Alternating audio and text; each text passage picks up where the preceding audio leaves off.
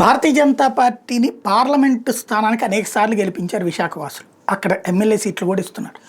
వాళ్ళనే మోసం చేస్తుండటం అనేది ఏమాత్రం క్షమించరాంది. ఇప్పుడు బీజేపీ కేంద్రంలో అధికారంలో ఉంది, రాష్ట్రంలో కూటమిలోనూ అధికారంలో ఉంది. అట్లాంటప్పుడు ఇచ్చిన మాట నిలబెట్టుకోకపోగా తప్పు చేస్తున్నారు, చారిత్రక తప్పిదం చేస్తున్నారు, ఆలోచించుకోవాల్సి ఉంది.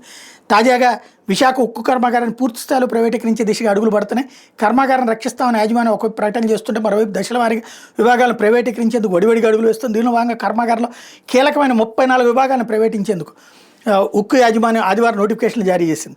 ఎవరి మీద కార్మికులు ఆగ్రహం వ్యక్తం చేస్తున్నారు.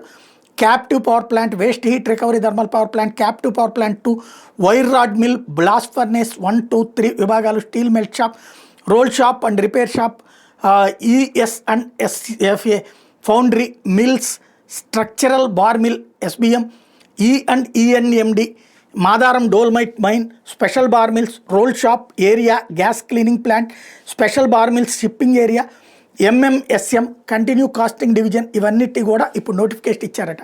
ఇంతకంటే దారుణం మరొకటి లేదు.